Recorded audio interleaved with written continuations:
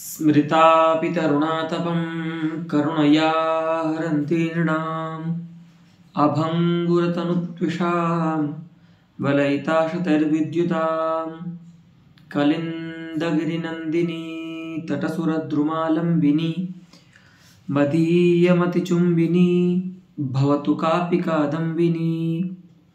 यह रसगंगाधरस्य पाठक्रमे प्रथमानने पाठः प्रवर्तते, यत्र व्यभिचारिणां निरूपणे वयम् इदानीं पर्यालोचयामः। तत्र चपलतारूपस्य व्यभिचारिणः इदानीं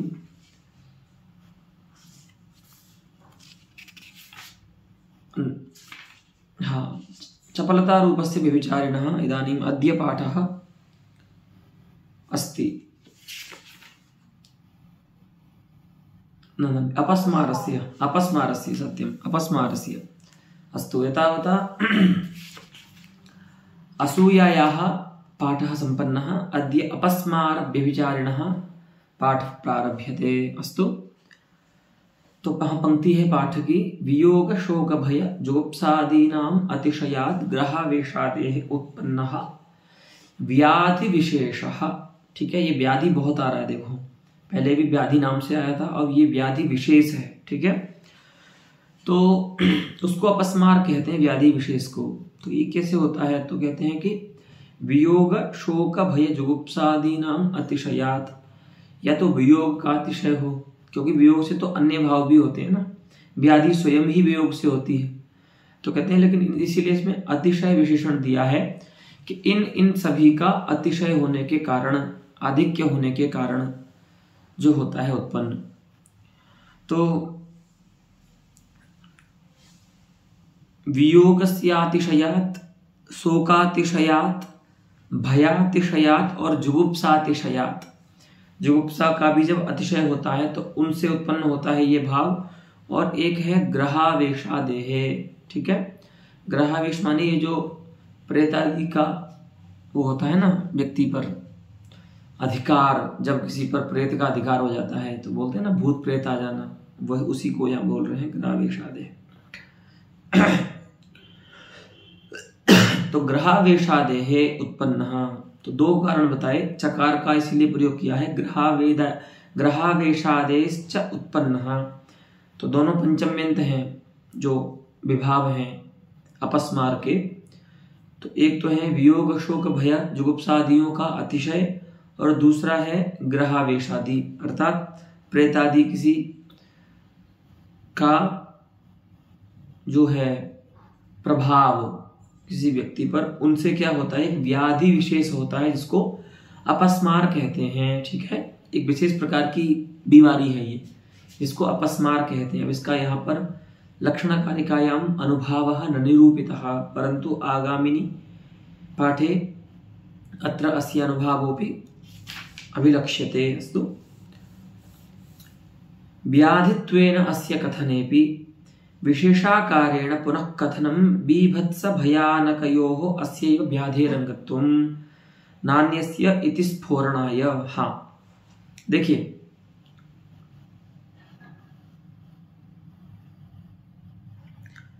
विशेष जो होता है वह सामान्य से अतिरिक्त नहीं होता। अर्थात अगर आपने सामान्य का कथन कर दिया है तो विशेष उसमें उक्त हो जाता है। नाम अविहिते सामान्ये विशेषोपि अविहितो भवति। नाम सामान्याविधानात् परं विशेषस्य पृथक विधानं न भवति, ऐसा नियम है। ठीक है, अगर आपने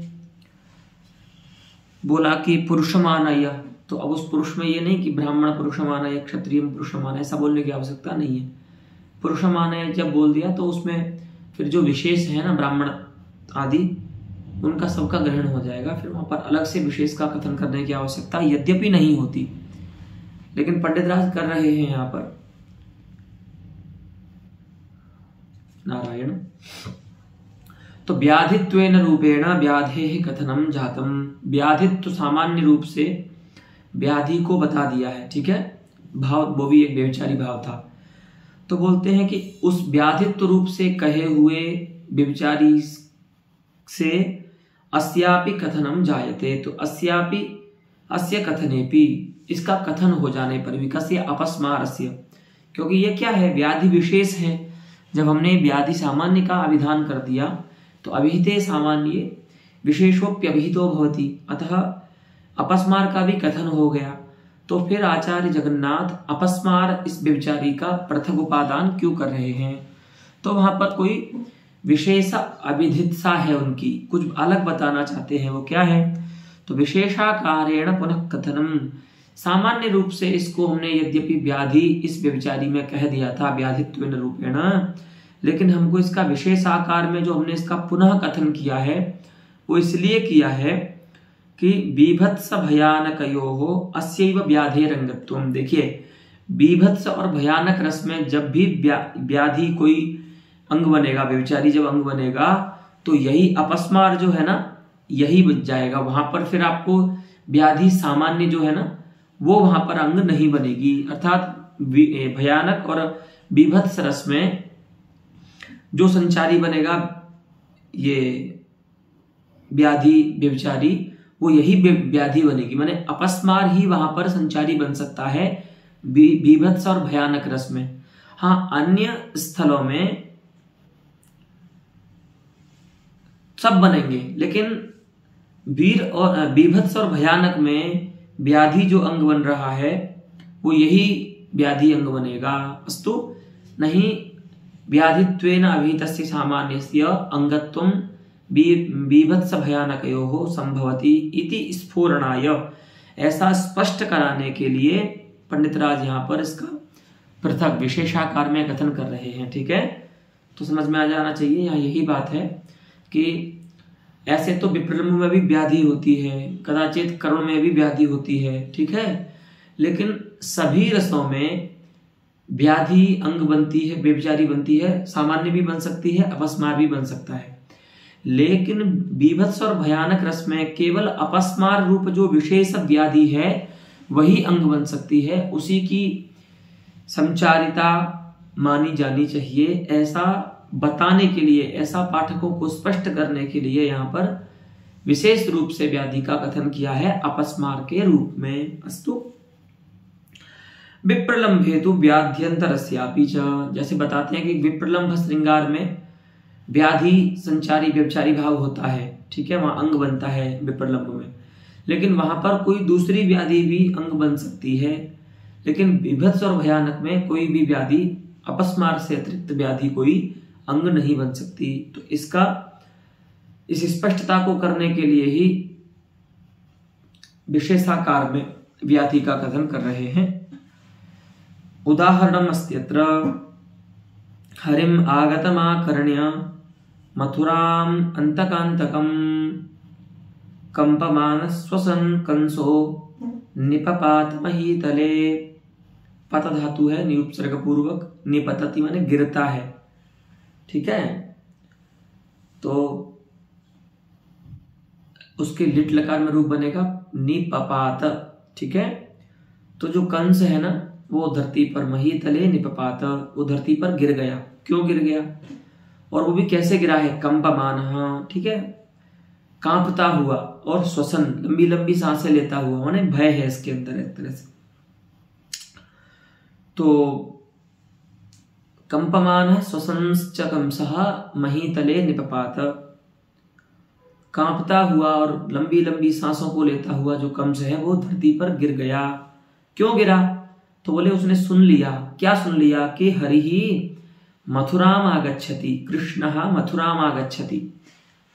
तो कोई बात नहीं, भगवान आ रहे हैं तो आए, मथुरा में क्या समस्या है? तो बोले नहीं नहीं, हरिम आगतम आकर्ण्य, और आ नहीं रहे, आ गया है। देखिए, हरिम आगतम आकर्ण्य कृष्णः मथुराम आगतः इति आकर्ण्य श्रुत्वा, कृष्ण मथुरा में आ गए हैं ऐसा सुन करके गिर गए। कंस जो है वो गिर गया पृथ्वी पर।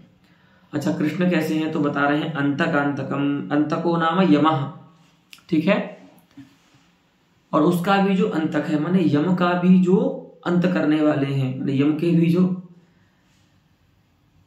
अंत करने का सामर्थ्य जिनमें है, ऐसे अंतकांतक भगवान कृष्ण मथुरा में आ गए हैं, ऐसा सुन करके, क्योंकि पता था ना, भविष्यवाणी तो थी ही कि जो भी पुत्र होगा 8वां, है ना, देवकी का, वह वध करेगा कंस का। तो भगवान कृष्ण ही वे 8वीं संतति हैं, ये पता है कंस को, इसीलिए तो बहुत सारे राक्षस भेजे थे मारने के लिए।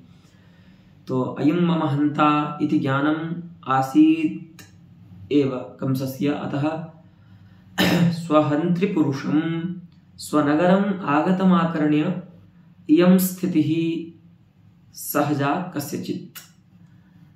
ठीक है, तो अत्र भयं विभावः, वस्तुतः बताया था ना, वियोग शोक भय इत्यादि। तो यहाँ पर विभाव क्या है, अपस्मार का, क्योंकि ये जो कांपना, लंबी लंबी सांसें आना, ये क्या है, अपस्मार, ये तो है, व्याधि है। तो लेकिन कारण क्या है यहाँ पर अपस्मार का कंस में, व्याधि विशेष का? तो भय है, क्योंकि कृष्ण से डरता है कंस, क्योंकि इतने भयानक जो राक्षस भेजे थे, तृणावर्त पूतना आदि, सबको भगवान ने नाश कर दिया, सबका उद्धार कर दिया भगवान ने। और वो भी जब भगवान अति लघु वय थे, है ना, अत्यल्प वय थे, और अब तो भगवान थोड़े बड़े हो गए हैं, तो इसलिए भय है कंस में कृष्ण से। तो उस भय के कारण अपस्मार व्याधि विशेष उत्पन्न हुआ, जिसके कारण क्या हुआ, कंप उत्पन्न हुआ कंस में, और श्वास उत्पन्न हुई, और उससे पतन हुआ। तो विभाव हो जाएगा अपस्मार का, यहाँ पर कंसनिष्ठ जो अपस्मार भाव है व्यभिचारी, उसका निमित्त कारण हो जाएगा भय, और कार्य हो जाए, अनुभाव हो जाएंगे कंप, श्वास, पतनादय। ठीक है, तो एते अनुभावाः। तो इत्थं भयरूपेण विभावेन कंपश्वास पतनादिभिः अनुभावैः कंसे अत्र अपस्मार रूपः व्यभिचारी सामाजिकैर्वेज्यतेति भावध्वनि अयम् अस्तु। यह भावध्वनि का उदाहरण है। उसके बाद चपलता रूप व्यभिचारी का निरूपण करते हैं। अमर्षादिजन्य वाक्पारुष्यादि कारणीभूता चित्तवृत्तिश्चपलता, अमर्षादि भाव के द्वारा जो उत्पन्न होती है, और वाक्पारुष्य माने जिसमें परुष वचन करता है व्यक्ति, चपल जो व्यक्ति होता है जिसके अंदर चापलता रूप चित्तवृत्ति उत्पन्न हुई है, वो कठिन वर्ण वाक्यों का प्रयोग करता है, माने कठोर वचन बोलता है किसी भी व्यक्ति से, तो वही बता रहे हैं। तो ऐसी वाक्पारुष्य को उत्पन्न करने वाली और अमर्षादि से उत्पन्न होने वाली जो चित्तवृत्ति है, उसको चपलता कहते हैं। तो उसमें भी प्राचीनाचार्यों की सम्मति दिखाते हैं। अमर्ष प्रातिकूल्य ईर्ष्या राग द्वेषाश्च मत्सरः इति यत्र विभावाः स्युरनुभावस्तु भर्त्सनम्। विभाव क्या क्या होते हैं? अमर्ष, प्रातिकूल्य प्रतिकूलता, ईर्ष्या, राग, द्वेष और मात्सर्य भाव। ठीक है, तो ये सब विभाव होते हैं, माने निमित्त कारण होते हैं चपलता के। और अनुभाव होता है भर्त्सना अर्थात वाक्पारुष्य, कठोर वचन बोलना। ठीक है, वाक्पारुष्यम प्रहारश्च ताड़नम वध बंधने, है ना, तच्चापलम अनालोच्य कार्यकारित्वमुच्यते। बिना विचारे जो कार्य करना है, अनालोच्य यत् कार्यकारित्वमस्ति जनस्य तदेव अनालोच्य कार्यकारित्वम चापलम उच्यते। बिना सोच विचार के काम करना, यही है चपलता। ठीक है, तो उसमें कार्य क्या होते हैं? भर्त्सना होती है, वाक्पारुष्य होता है, प्रहार होता है, ताड़न होता है, बध और बंधन इत्यादि अनुभाव होते हैं जिस चित्तवृत्ति के, उस चित्तवृत्ति को चपलता कहते हैं। और वह चपलता जो है वो लोक में भी देखी जा सकती है कि जब व्यक्ति, है ना, अपरामर्श्य, है ना, परामर्श के बिना ही कार्य कर देता है, बिना विचार के ही कार्य कर देता है, तो उस भाव को चपलता कहते हैं। ठीक है, तो अत्र उदाहरणमस्ति हिरण्यकशिपुः अस्ति अत्र सः स्वपुत्रं प्रति वदति प्रह्लादं प्रति अहितव्रता पापात्मन्मैवं मे दर्शयाननम् आत्मानं हन्तुमिच्छामि येन त्वमसि भावितः। बहुत सारे प्रयास कर लिए हिरण्यकशिपु ने, परंतु सत्सु नाम अनेकेषु आयासेषु उद्यमेषु भगवता रक्षितं प्रह्लादं दृष्ट्वा, है ना, नारायणेन रक्षितं प्रह्लादं दृष्ट्वा तं प्रह्लादं प्रति वाक्पारुष्यं करोति अयं हिरण्यकशिपुः राक्षसराजः। क्या बोलता है? अहितव, दो संबोधन बोलता है। अहितव व्रत, है ना, अहितम नाम मत प्रतिकूलम मम अपकारकम व्रतम, है ना, मेरा अहित है, मेरा अहित ही है व्रत जिसका, ऐसे हो तुम मेरे पुत्र होकर के भी तुम्हारा व्रत क्या है, तुम किसका पालन करते हो, क्या विधान करते हो जिसमें मेरा अहित होता है। तो मेरा अहित यही है कि जो मेरा शत्रु है तुम उसका, है ना, अहर्निश भजन करते हो, तो ये मेरा अहित है और वही तुम्हारा व्रत बन गया है। ठीक है, प्रहलाद जी का व्रत था ना भगवान के नाम संकीर्तन करना, तो वही अहित व्रत। और पापात्मन, हे पापात्मा, देखो भगवान के भक्त को पापात्मा कह रहा है ये दुष्ट। मैवम मे दर्शयाननम, तुम अपना मुख मुझे मत दिखाओ। मैं मह्यम आननम स्वकीयम मुखम मां दर्शय, तुम अपना मुख मुझको मत दिखाओ। क्यों? क्योंकि जब जब तुमको देखता हूं तब तक मुझे सुसाइड करने का मन करता है, आत्मवधेच्छा होती है मेरी, आत्म जिघंसा होती है ना। तो आत्मानं हन्तुम इच्छामि येन त्वं, क्यों भैया अपने को क्यों मारना चाहते हो, है ना, जिससे तुमको कष्ट है उसको मारो। तो बोलते हैं कि नहीं, आत्मानं हन्तुम इच्छामि, खुद को ही मारना चाहता हूं। क्यों? येन त्वमसि भावितः, क्योंकि मैंने ही तो तुम्हारा सृजन किया है, मेरे ही द्वारा तो तुम्हारी सृष्टि हुई है। तो पारमार्थिक रूप से मैं अपने को ही दोषी मानता हूं जिसने तुमको उत्पन्न किया, तो इसलिए मैं जब जब तुम्हारा मुख देखता हूं तो मैं अपने को मारना चाहता हूं। आत्मानं हन्तुम इच्छामि। अस्तु, अयमस्ति वाक्यार्थः श्लोकवाक्यस्य। एषा भगवद अनुरक्ति विघटनोपायम् अपश्यतः। ये कैसे हिरण्यकशिपु की उक्ति है? तो भगवती अनुरक्ति ही भगवद अनुरक्ति ही, तस्याः विघटनम भगवदनुरक्ति विघटनम, तस्य उपायः भगवदनुरक्ति विघटनोपायः तम अपश्यतः। भगवान में जो प्रहलाद जी की अनुरक्ति है, उनका जो अनुराग है, भक्ति है, उस भक्ति को समाप्त करने के उपाय को जब नहीं देखता है, सारे उपाय करके देख लिए यहां पर भी, जैसे कंस ने किए थे ना भगवान कृष्ण के प्रति, ऐसे यहां पर भी हिरण्यकशिपु ने सारे उपाय करके देख लिए, लेकिन प्रहलाद जी तो भगवान की भक्ति को छोड़ते ही नहीं है। भगवान में उनकी जो अनुरक्ति है, राग है, वो कम नहीं होता, खत्म होना तो दूर की बात है, और बढ़ता है। ठीक है, जितना हिरण्यकशिपु कष्ट देता है ना प्रहलाद जी को, उनकी भगवान में भक्ति और बढ़ती है। तो भगवद अनुरक्ति विघटनोपायम अपश्यतः, ठीक है, दृश्य धातु है, सत्रिय प्रत्यय है और उसमें नए समास भी हुआ है। तो अपश्यतः माने नहीं देखता हुआ, अर्थात जब उसको कोई रास्ता दिखाई नहीं दे रहा कि मैं कैसे अपने पुत्र को विष्णु भक्ति से विमुख करूं, ऐसा जब कोई उपाय नहीं सूझता है, तो तादृशस्य उपायम अनालोचयतः हिरण्यकशिपोः प्रह्लादं प्रति उक्ति ही। इस प्रकार का जो हिरण्यकशिपु है, उस हिरण्यकशिपु की प्रहलाद के प्रति ये उक्ति है। तो देखिए यहां पर क्या है, भगवद द्वेषोत्थापितः पुत्र द्वेषोत्र विभावः। उत्पन्न हुए थे प्रहलाद जी, तब ऐसा द्वेष नहीं था, पुत्र द्वेष नहीं था हिरण्यकशिपु का। लेकिन कैसे आया ये पुत्र द्वेष हिरण्यकशिपु में? तो भगवद द्वेषेण उत्थापितः, क्योंकि हिरण्यकशिपु है राक्षस, इसका भगवान में द्वेष है, भले वो श्राप के कारण हुआ हो या कैसे भी हुआ हो, आप जानते हैं ना, कथा है वो कि भगवान के ही द्वारपाल थे ये। तो जो भी है, लेकिन इस जन्म में तो भगवान से द्वेष है उसका, तो उस भगवान के द्वेष से ही जिसमें दोष उत्पन्न हुआ है, ठीक है, ऐसा है पुत्र द्वेष।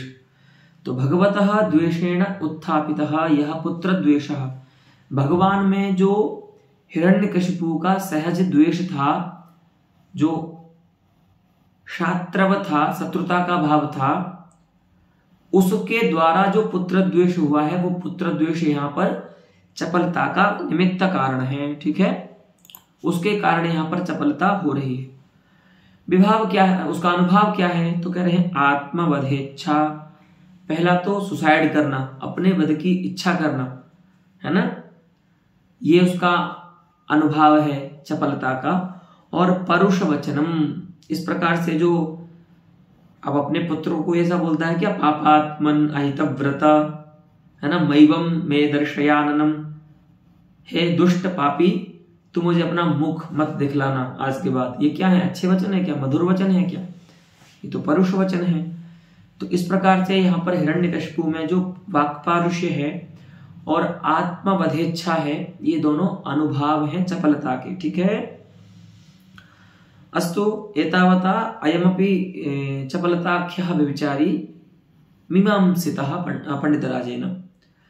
अब यहाँ पर एक शंका होती है, क्यों ना यहाँ पर अमर्ष भाव को ही हम प्रधान रूप से व्यंग्य मान लें, क्योंकि आपने बोला ना अमर्षादिजन्या, तो आप जो यहाँ पर भी बोल रहे हो ना पुत्र द्वेष, तो द्वेष माने क्या है, अमर्ष ही तो है। तो कहते हैं यहाँ पर अमर्ष को ही प्रधान रूप से व्यंग्य मान लीजिए, तो वही बोलते हैं न च अमर्ष एवत्र व्यज्यते इति वाच्यम। यहाँ पर अमर्ष की ही व्यंग्य, अमर्ष भी व्यंग्य होता है, ये तो अलग, क्योंकि अमर्ष तो कारण है ना चपलता में, लक्षण में ही बता दिया अमर्षादि जन्या। तो जहां जहां चपलता रूप व्यभिचारी रहेगा तत्र तत्र तत्कारणत्वेन अमर्षाख्येन व्यभिचारिणा भी भाव्यम नियमतः। लेकिन अमर्ष ही वहां पर हो, चपलता न हो, ऐसा नहीं मानना चाहिए। उसमें हेतु देते हैं कि प्रकृति स्थल में तो ऐसा नहीं मान सकते। क्यों? क्योंकि सदैव भगवद अनुरागिणी प्रहलादे, हमेशा भगवान में जिनका अनुराग है, ऐसे प्रहलाद में हिरण्यकशिपोः अमर्षस्य चिरकाल संभृतत्वेन आत्मवधेच्छाया इदं प्रथमतया अनुपपत्तेः। देखो भैया, ये जो वो तो बात ठीक है कि अमर्ष भाव से भी आत्मवधेच्छा हो सकती है किसी की, है ना, लेकिन एक बात ध्यान दीजिए, यहां पर जो आत्मवधेच्छा हो रही है ना, वो पहली बार हुई है। तो ऐदम प्राथम्येन, इदम प्रथम से भाव ऐदम प्राथम्यम, तो ऐदम प्राथम्येन जायमानाम आत्मवधेच्छां प्रति सद्यो जातेन केनचित कारणेन नूतनेन भवितव्यम। क्यों? क्योंकि देखिए, हिरण्यकशिपु का सदा भगवान में, भक्तिमान प्रहलाद जी में जो अमर्ष है वो तो चिरकाल से है। जब से ये पता चला है हिरण्यकशिपु को कि ये मेरे वैरी का भजन करता है, तब से ही द्वेष है, अमर्ष है प्रहलाद जी में, हिरण्यकशिपु का। लेकिन अभी तक तो आत्मवधेच्छा नहीं हुई थी हिरण्यकशिपु की। तो वही कह रहे हैं कि चिरकाल से रहने वाले अमर्ष से इदम प्रथमतया होने वाली जो आत्मवधेच्छा है वो अनुपपन्न है। हाँ, अरे भाई, कारण इतने दिन से विद्यमान था तो कार्य आज क्यों हो रहा है, तभी होना चाहिए था। या फिर ऐसा भी नहीं कि ये दूसरी तीसरी बार हो रही है आत्मवधेच्छा, नहीं, इदम प्रथमतया जायमाना अस्ति। तो पहली बार होने वाली जो आत्मवधेच्छा है वह चिरकाल से हिरण्यकशिपु में रहने वाले प्रहलाद विषयक अमर्ष से उत्पन्न नहीं मानी जा सकती, अनुपपन्न है, उसकी अनुपपत्ति होती है। क्योंकि अगर वो अमर्ष से जन्य होती आत्मवधेच्छा तो उसको पहले होना चाहिए था, क्योंकि वो तो चिरकाल से है, ठीक है। चिरकाल संभृतत्वेन अमर्षस्य चिरकाल संभृतत्वेन, अमर्ष जो है वो तो वहां पर बहुत समय से विद्यमान है हिरण्यकशिपु में, लेकिन आत्मवधेच्छा तो इदम प्रथमतया हो रही है, आज पहली बार हुई है। इसीलिए हम यहाँ पर अमर्ष भाव से ही आत्मवधेच्छा रूप कार्य को उत्पन्न नहीं मान सकते। ठीक है, तो क्या बोले, क्या करें? तो बोलते हैं इदम प्रथम कार्यस्य, इदम प्रथमतया होने वाले कार्य को, इदम प्रथमतया माने वेरी फर्स्ट टाइम। ठीक है, इसको इंग्लिश में बोलेंगे तो वेरी फर्स्ट टाइम, तो एकदम जो सबसे पहली बार हो रहा है ना वो। तो इदम प्रथम कार्यस्य, सबसे पहली बार जो कार्य हो रहा है उस कार्य का इदम प्रथम कारण प्रयोज्यतया, तो वो जो कारण होना चाहिए उसके लिए कारण भी इदम प्रथम होना चाहिए। इदम प्रथमतया प्रयोज्यम कार्यम इदम प्रथम कारणेन भवति।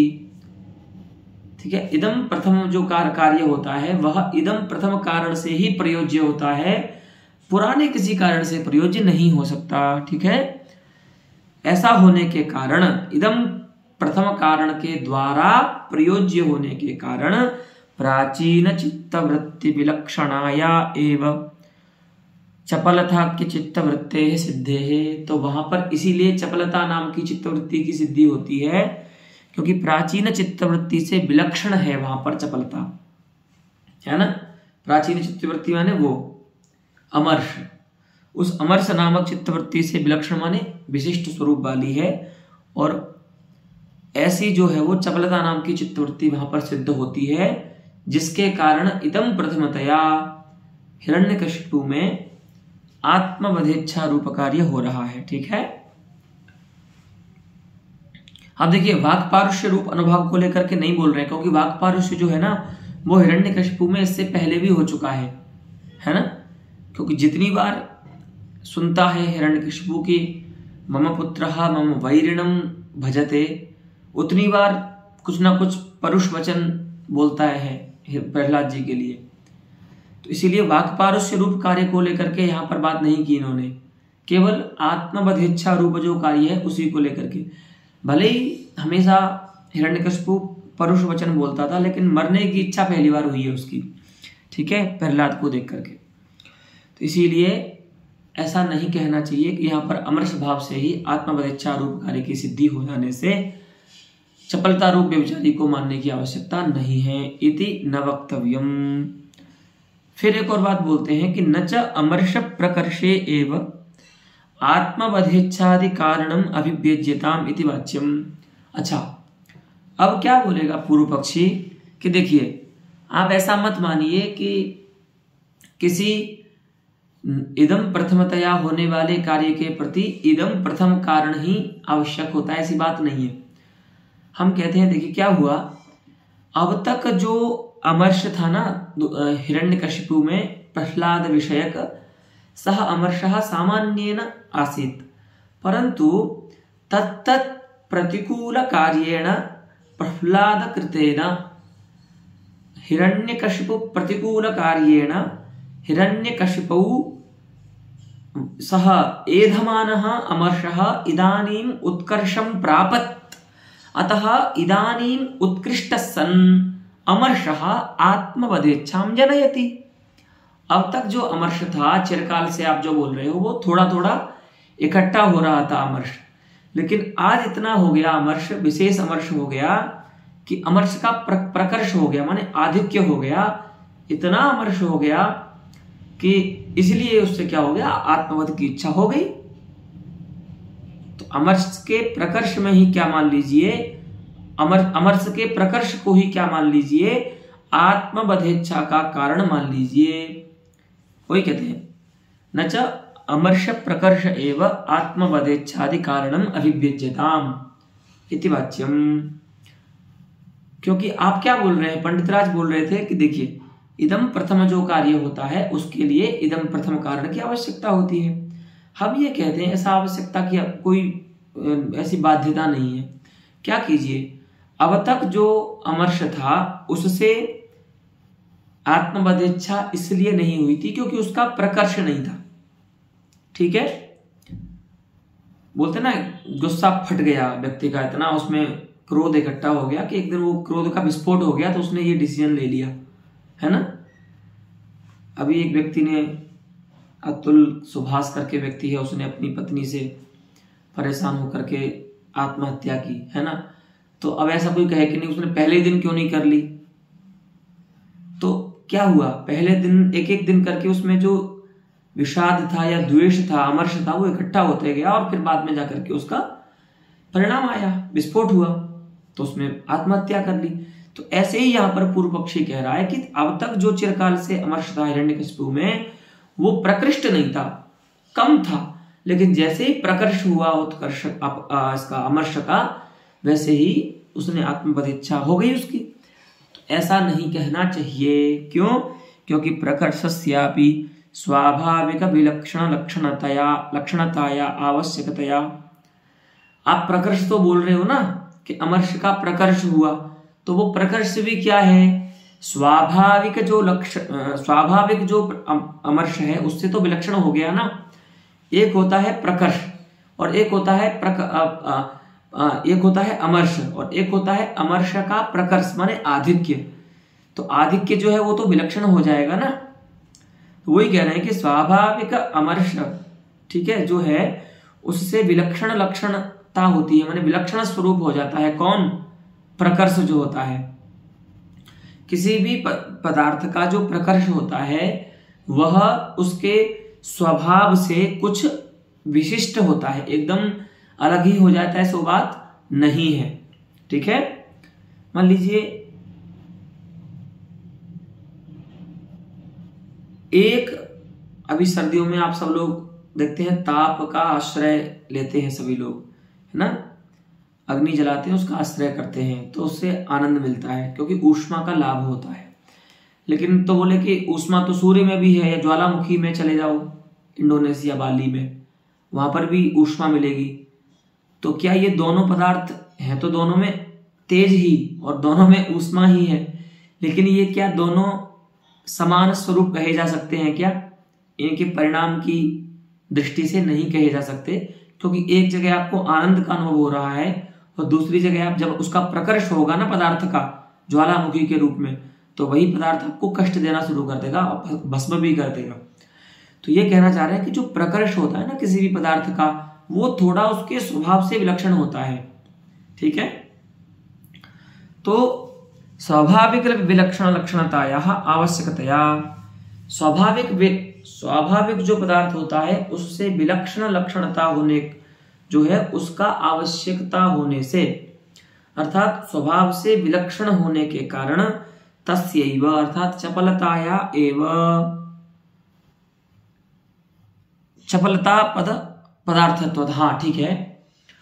बोल रहे हैं कि देखिए अगर आप ऐसा मान रहे हैं कि अमर्ष का प्रकर्ष जो है वो आत्मबोधेच्छा को उत्पन्न कर रहा है, तो हम वही तो कह रहे हैं, हमारे जो चपलता पदार्थ है वो और कुछ नहीं है, अमर्ष का ही प्रकर्ष है बस। क्योंकि वह जो प्रकर्ष है वो फिर सामान्य अमर्ष नहीं रहेगा, वो स्वाभाविक अमर्ष से कुछ विलक्षण पदार्थ बन जाएगा। तो वही कह रहे हैं तस्यैव अर्थात अमर्ष प्रकर्षस्यैव चपलता पदार्थत्वात्, अमर्ष का जो प्रकर्ष होता है वही क्या हो जाता है, हमारे यहाँ चपलता पदार्थ है। तो हम चपलता पदार्थ को अलग नहीं मान रहे हैं, अमर्ष के ही प्रकर्ष को मान रहे हैं, लेकिन वो सामान्य या स्वाभाविक अमर्ष तो नहीं है। इसीलिए वहां पर हमने बोला कि चपलता रूप व्यभिचारी भाव व्यंग्य होगा और उससे यहाँ पर हिरण्यकशिपु में आत्मबोधेच्छा होगी। अस्तु, तो इसमें जो दूसरी शंका की वहां पर तो थोड़ा सा इन्होंने समाधान इस प्रकार से दिया कि देखो भैया, अमर्ष का जो प्रकर्ष है ना उसको आप अमर्ष शब्द से ही मत कहिए, क्योंकि वो स्वाभाविक अमर्ष नहीं है, ठीक है। तो उसको क्या कहना है, फिर बोले अमर्ष का जो प्रकर्ष है, आधिक्य है, उसको क्या कहना है, तो उसी को हम चपलता कह रहे हैं। तो उसमें हमारा द्वेष कोई भी नहीं है, विमति नहीं है, ठीक है। तो विलक्षण लक्षणताया आवश्यकतया तस्यैव अर्थात अमर्ष प्रकर्षस्यैव चपलता पदार्थत्वात्, अमर्ष का जो प्रकर्ष होता है उसी को हम चपलता पदार्थ कहते हैं, ठीक है। इत्थम चपलता रूप व्यभिचारिणम अविधाय निर्वेदम अंतिमम नाम चरमम व्यभिचारिणम निरूपयितुम इतः उपक्रमते पंडितराजः, ठीक है। ये अंतिम व्यभिचारी भाव है। नीच पुरुषेषु आक्रोशनाधिक्षेप व्याधि ताड़न दारिद्र्येष्ट विरह पर संपद दर्शनादिभिः, ठीक है, उत्तमेषु तु अवज्ञादिभिः जनिता विषय विद्वेषाख्या रोदन दीर्घश्वास दीन मुखताधिकारिणी चित्तवृत्तिर निर्वेदः। अब यहाँ पर थोड़ा आप सावधानी पूर्वक समझिए इसको। निर्वेद को स्थायी भी माना है और निर्वेद को व्यभिचारी भी माना है। तो पंडित राज थोड़ा यहाँ पर अन्य आचार्यों की अपेक्षा स्पष्टता ज्यादा करते हैं, ऐसा मुझे लगता है। तो एक सामान्य प्रश्न होता है कि कब निर्वेद स्थायी बनेगा, जब तब उसको हम शांत रस कहेंगे, और कब वह सामान्य व्यभिचारी बनेगा, जब हम उसको भावध्वनि कहेंगे उसके व्यंग्य होने पर। एक ही पदार्थ है निर्वेद, लेकिन वो कभी स्थायी और कभी व्यभिचारी कैसे बन सकता है, तो बता रहे हैं कि उसके स्वरूप भेद है। ठीक है, तो पहले तो ये समझ लीजिए, माने एक सरल भाषा में अगर आपको हम कहें तो ये है कि देखो, वास्तविक जो वैराग्य होता है ना, वास्तविक माने काव्य में तो वास्तविक वैराग्य नहीं हो सकता, लेकिन नित्यानित्य वस्तु विवेक से उत्पन्न जो वैराग्य होता है ना, उसे कहते हैं स्थायी निर्वेद। तब जाके शांत रस होगा। और यही कि किसी ने अपमान कर दिया, किसी ने गाली गलौज कर दी, और फिर आप बोलते हो अरे वो आजकल होता है ना व्यवहार में, कोई दोस्त कुछ बोल देता है तो फिर लोग स्टेटस लगाना प्रारंभ कर देते हैं कि संसार में कोई अपना नहीं है, सब व्यर्थ है, ये है वो है। ये वाला जो वैराग्य है ना निर्वेद, व्हाट्सएप यूनिवर्सिटी में जो चलता है, ये वाला निर्वेद जो है वो व्यभिचारी कहलाता है। इसको हम स्थायी नहीं कह सकते। तो इसी निर्वेद की बात चल रही है यहाँ पर, स्थायी रूप निर्वेद की बात नहीं है। ठीक है, तो ये भी दो प्रकार का होता है आश्रय के भेद से। ठीक है, देखो, नीच प्राकृतिक जन होते हैं और उत्तम प्राकृतिक जन होते हैं। तो नीच प्राकृतिक जनों में जो वैराग्य होता है ना, वो कैसे होता है, तो उसको बड़ा अच्छा बताते हैं। देखो, आप लोग इसको देखना तो लोक में बड़ा अच्छे से समझ में आएगा आपको। अब आपके आसपास में जो लोग हैं ना, उनमें कई बार आपने इस प्रकार की चित्तवृत्ति देखी होगी, तो आप अच्छे से समझेंगे। तो नीच पुरुष जो होते हैं, नीच प्रकृति के जो जन होते हैं, उनमें कैसे होता है निर्वेद, ये जो मतलब कृत्रिम जो वैराग्य वो कैसे होता है, तो बोलते हैं आक्रोशन अधिक्षेप। ठीक है,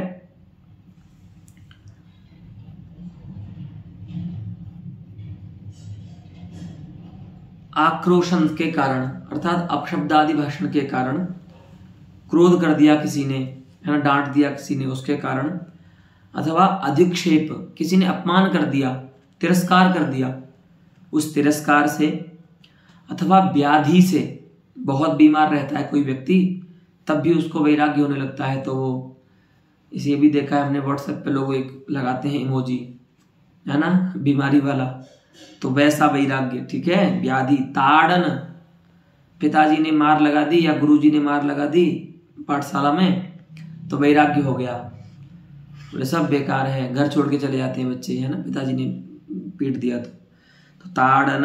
और दारिद्र्यष्ट विरह पर संपद दर्शनादि भी, है ना, दारिद्र्य के कारण व्यक्ति जब गरीब होता जाता है ना, दारिद्र्य आता जाता है, तो भी व्यक्ति को वैराग्य होता है। नीच, लेकिन ये सब नीच के लोगों के लिए बोल रहे हैं। उत्तम पुरुषों में इन कारणों से निर्वेद नहीं आता, ये सब नीच पुरुषों में आता है कि कोई दरिद्र होता है तो भी उसमें वैराग्य आता है ना।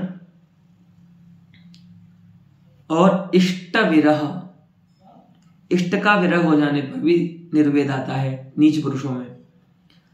पर संपद दर्शनादि भी, है ना, शत्रु की संपत्ति देख लेने पर, कि अपने पास तो साइकिल भी नहीं थी और पड़ोसी जाकर के 50 लाख की कार ले आया। दोनों एक साथ आए थे गांव से शहर में रहने के लिए, लेकिन हमने तो साइकिल भी नहीं खरीद पाई और उसने जाकर के 50 लाख की गाड़ी ले ली, कार।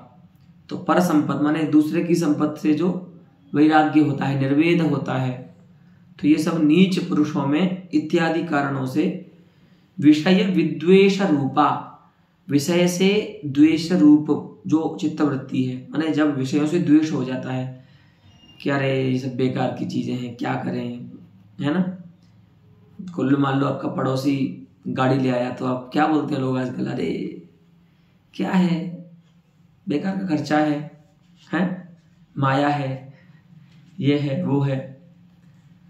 तो अपनी जो दुख है ना मन में, उसको व्यक्ति अपने कृत्रिम निर्वेद के रूप में वहां उसको दिखाता है। ठीक है, अच्छा, और उसमें होता क्या है, तो रोदन, अच्छा पहले आप समझ लीजिए, ये तो नीच पुरुषों में होता है इन कारणों से निर्वेद, और उत्तम पुरुषों में कैसे होता है, तो उत्तम पुरुषों में होता है केवल और केवल अवज्ञा के कारण, अगर कोई उनकी अवज्ञा करता है। ठीक है, अवज्ञा से उत्तम पुरुषों में उत्पन्न होने वाली और नीच पुरुषों में इन कारणों से होने वाली जो विषय से द्वेष रूप चित्तवृत्ति है, माने जब व्यक्ति विषय से द्वेष करने लगता है, माने जिस चित्तवृत्ति का नाम विषय विद्वेष है, आख्या है जिस चित्तवृत्ति की ऐसी, लेकिन उसमें होता क्या है, कार्य क्या है, तो रोदन, व्यक्ति रोता है, दीर्घ श्वास, लंबी लंबी श्वास आने लगती हैं, दीन मुखताधिकारिणी, है ना, मुख में दैन्य दिखने लगता है व्यक्ति के।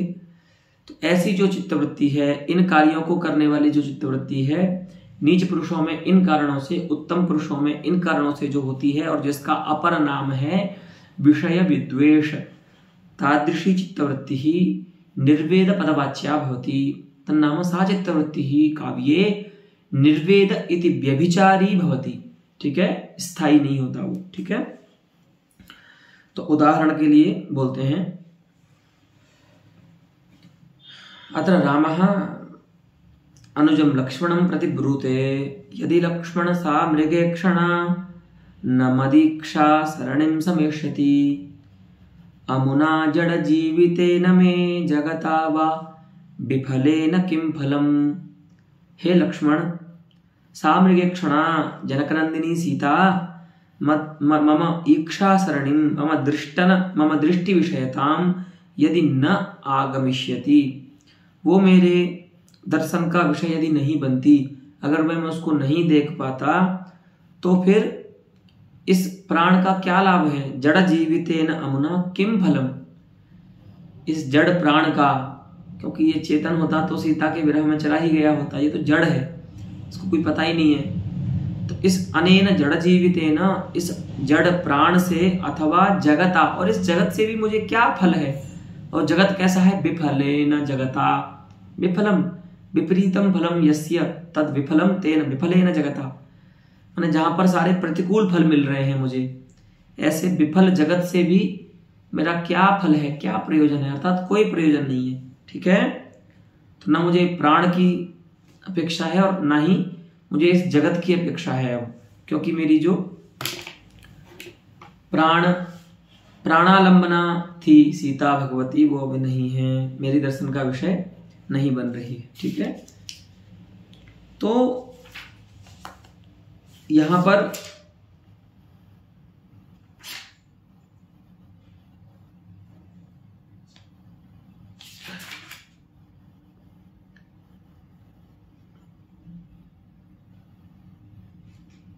जो इष्ट, ये प्रिया का जो विरह है ना, अब यहाँ पर भी राम जी में हम नीच पुरुष वाला तो नहीं बता सकते हैं, तो अब अवज्ञा आदि में भी आदि पद से आपको ये रखना पड़ेगा कि उत्तम पुरुषों में भी प्रिया विरह आदि के कारण निर्वेद उत्पन्न होता है। तो प्रिया का विरह, सीता जी का विरह यहाँ पर कारण है, भगवान राम में जो निर्वेद हो रहा है, और